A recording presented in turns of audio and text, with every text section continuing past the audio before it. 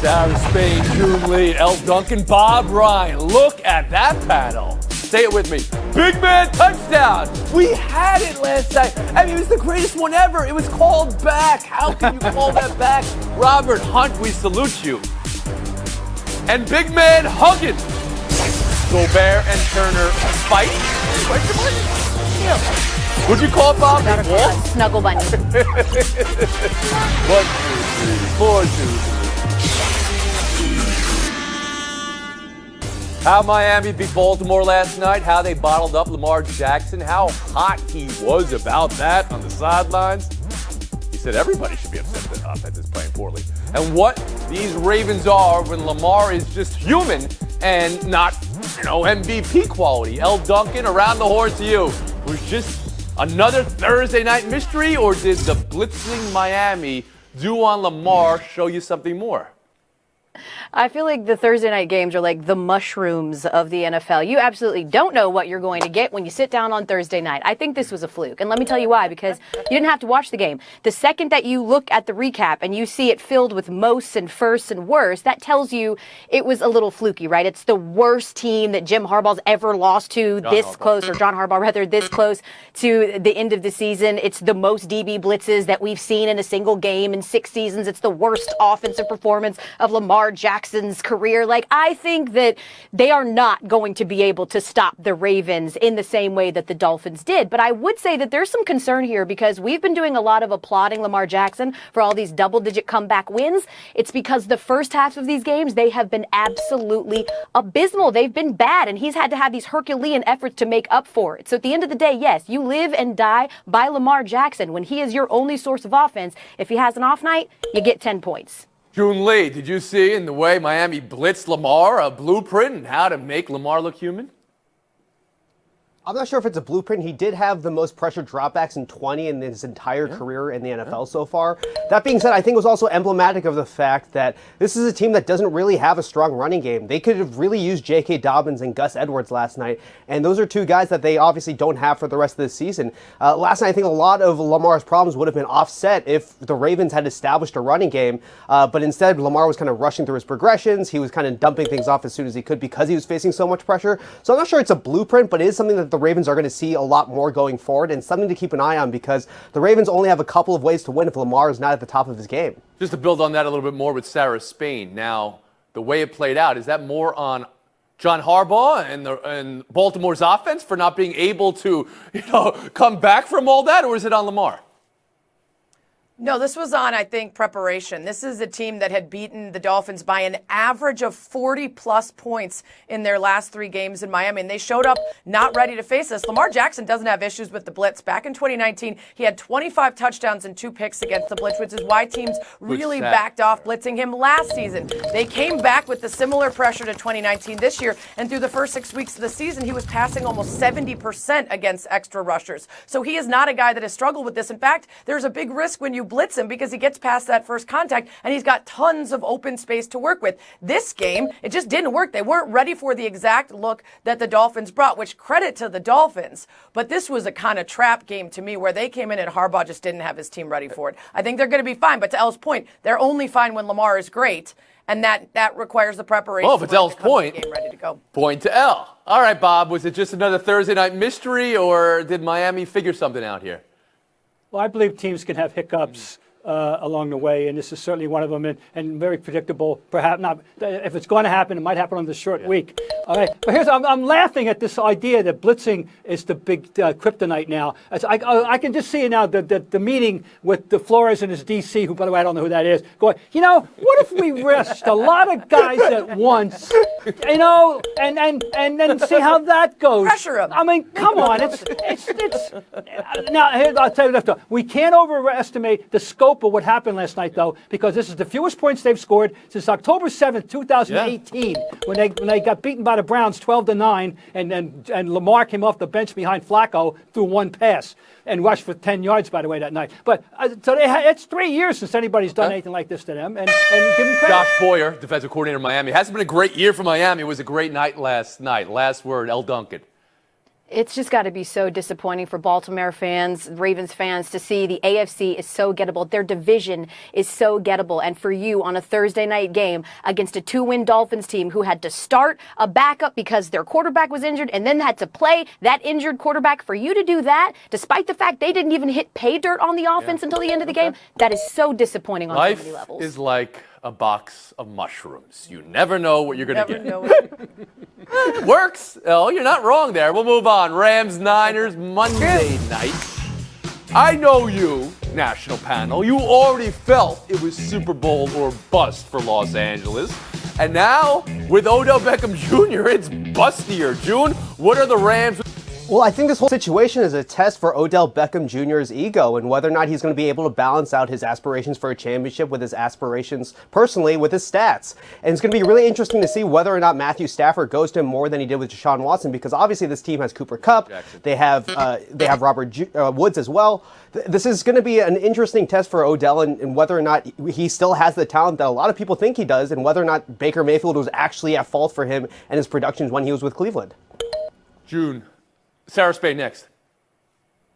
Yeah, I actually think this is a pretty low-risk situation. It's probably veteran minimum money, though we haven't heard the exact numbers, incentive-laden that won't count against the cap until next season. And you bring in a guy that actually fits into a team quite well. They do 3 receiver sets more than anyone else in the league. They go empty more than anyone else in the league. Matt Stafford's stats throwing to wide receivers are better than anyone else in the league. So he comes into a spot where Jefferson's been their deep guy, but he can do that. And his average depth of target this year was almost 13 yards. So I think he can find a spot, and because they have such accomplished wide receivers, I don't think he steps in thinking he needs to be number one and get the most targets. I think he just wants to contribute to a team that has a chance to win, and this is their. Brian.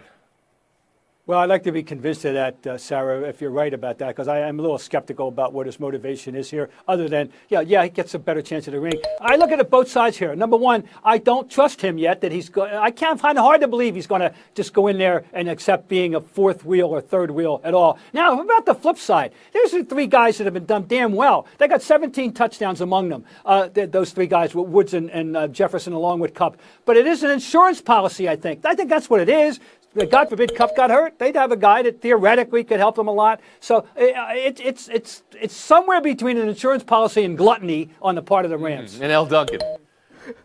I think that John Johnson, the Brown safety, said it best, former teammate of OBJ, former Ram, when he said this entire offense, everything that they do goes through Cooper Kupp. He accounts for 32% of the targets. That is the most in the NFL for anyone that is targeted. And then they've, of course, got, as you mentioned, Robert Woods. And then they've got a running back who is top 10 in touches in the league. Imagine having a 12-pack and finding room for the 13th. There is no room for that last muscle. They've already done this with Deshaun Jackson. Same thing, right? Chasing a ring. It's going to be a great outside threat. That did not work. We're hanging on to the ghost of Christmas past when it comes to OBJ. We're hanging on to his 35 touchdowns in his first 3 seasons and just ignoring the fact that he has 16 in his last 4 and some change. Do I think they're Super Bowl or bust? I think they were before they added OBJ, and it doesn't change that just because he's back in. I think there is one thing that is in favor of OBJ and whether or not he's going to be successful in LA, though, is that 84% of the time he's split out wide, and Matthew Stafford is tied for first in the NFL in touchdowns thrown split out wide. Okay. One more story here. Seahawks-Packers. That's a Sunday afternoon game, and Russell Wilson is back for Seattle. From surgery he had just about a month ago. He was supposed to miss 6 to 8 weeks. He only missed 3 games. And Aaron Rodgers, will he be back? Uncertain at the moment. Does not need negative tests. Just can't have a fever or symptoms and must be approved by the club physician. Sarah Spade. Both teams coming off losses. Both QBs coming off time away. Who does this game mean more for? Yes, the Rust Bowl, I think, is what this is here. This is an interesting one. Rodgers has never beaten Russ at home. Russ has never beaten Rodgers at home. And Russ has struggled against the playing at Lambeau. He has 10 picks in 8 games against the Packers and 6 of them in Green Bay.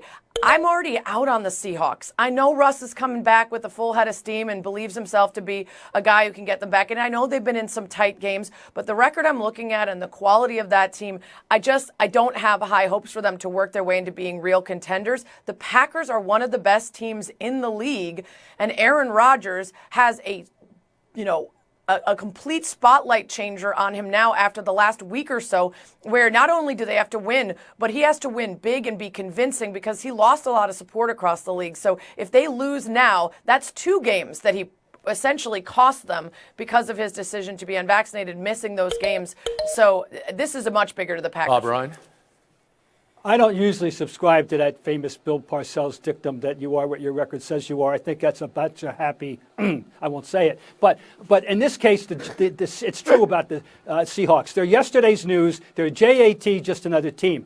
Meanwhile, I'm wondering what Vince Lombardi, sitting up there in that iconic coach's home in the sky, is thinking of his old franchise, which has turned into a circus act with a guy at the head who is a complete human walking soap opera, and that's what all their games are about now. For the rest of us who aren't Green Bay fans necessarily, is what will he say or do next? We know he's going to play well, but it's like the games don't matter anymore. We want to get to the press conference. A circus act that is a soap opera. So when you show up at the circus and you're expecting to see circus like but they're actually acting out soap opera storylines. Interesting. I'm in with you. Go ahead, Hal Duncan.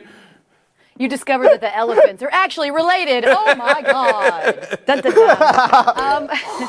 I think from a football perspective, obviously I think it's the Seahawks because there is still, a chance that they could potentially string some games together like they tend to do and make a playoff push. And Sarah sort of flippantly was like, well, they've been in some games. I mean, they've been in games with Geno Smith. Not only just been in games, had an opportunity to tie or win the games in 3 of those losses at the end of the game. So, and their defense is playing better. I would say, though, all told, of course it's Aaron Rodgers. Every time we come after Aaron Rodgers, every time they're not playing well, every time people say that he's melodramatic, what does he do? He shuts them up with a win. I mean, winning cures all, and Aaron Rodgers is literally one of the most popular people in the league because of that very idea, because he's done plenty of things that make him not exactly likable, but we shut up once he wins, and that's exactly what will happen on Sunday if he just wins. And June Lee. Yeah, I think this is a test for this Packers team's chemistry and whether or not their locker room is strong enough in order to kind of wade through everything that's happened over the course of the last couple of weeks. It's been such a chaotic storyline that's not only been the story of the sports world, this has exceeded that. This has transcended into kind of the news world as well, what is happening with Aaron Rodgers. There's such a spotlight on what is happening with this Packers team right now, and I'm very curious to see how the rest of that group responds to Aaron Rodgers being back on the field and him potentially costing them a #1 seed in the playoffs. Sarah, you've got Green Bay. I think you put that out there. Bob, from your answer, I can definitely think you're at Green Bay. L, June? Seattle. Green Bay. Oh, you're saying upset. Okay, you got Seattle here after everything you said about Rodgers. Hey, Bob, let's flip the script. Let's have a soap opera about people who work at the circus. Ooh. Then we're on to something, right? The bearded lady and the strong Coming man. up, buy or sell. It's not an NBA fight. It's not an NBA cuddle. It's an NBA waltz, according to Bob Ryan. The last waltz. Waltz, that's all. It didn't matter. But I remember good fights. Like I once saw a great fight. Dave Cowens and Bob Kaufman. Cowens punched Kaufman in the face, put his arms down, said, your turn. Kaufman punched Cowens. Cowens had a black eye. Kaufman had a sore jaw. And then they went out being friends. That's a fight. That's a fight. This is not. When you saw Gobert after the game say, I'm not going to throw a punch and get my team in trouble and hurt my team more, do you believe that that's legitimate? No, nobody's thinking that fast. I'm sorry. L. Duncan, what did you see last night? I would fight, but I'm not going to fight. I've seen more savage fights between my 3-year-old and my 10-month-old fighting over the last chicken finger. I mean, stop. Like, full stop. Also, Rudy Gobert.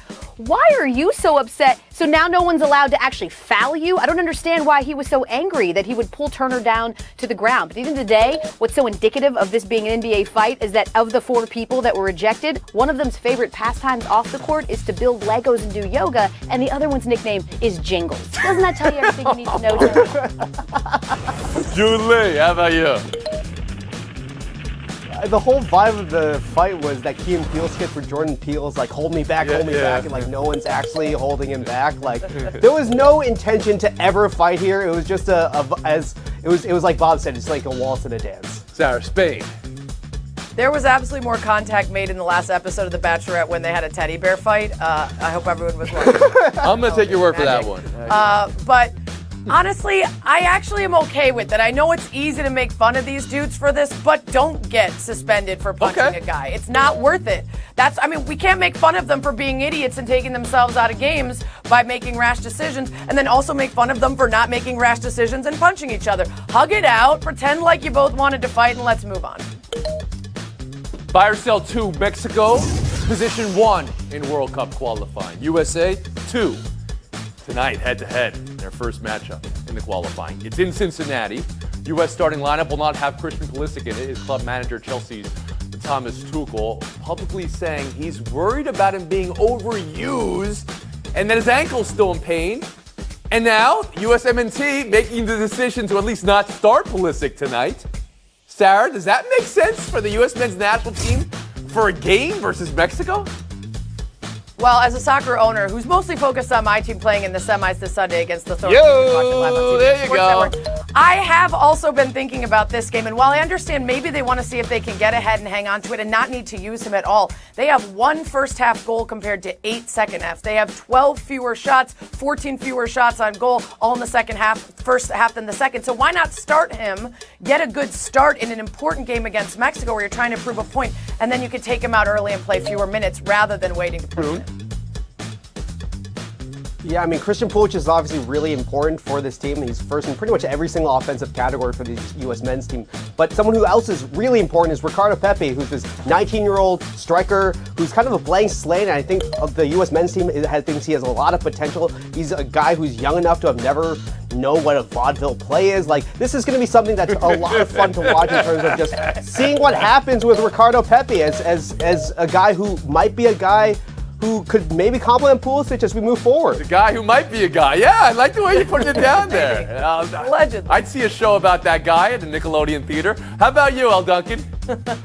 Yeah, I feel like most of the build-up to this for the men's team has been about the disrespect they feel after beating Mexico twice in the summer. They still feel like Mexico's disrespecting them and saying things like the U.S. team wishes they could be us when they look into a mirror. All that tells me this game's not that important. It is important. You would love to be able to go ahead and get this, right, and be solid. You've got a really tough stretch to the men's team, but at the same time, their backs aren't against the wall. This is not an elimination game by any stretch of the imagination. You got to be smart with this, considering you've got. But it's 1 of 2 versus Mexico, and Bob, Pulisic not starting because, he's a little banged up as always, but he's also being asked to not play a lot by his club manager. How do you hear that?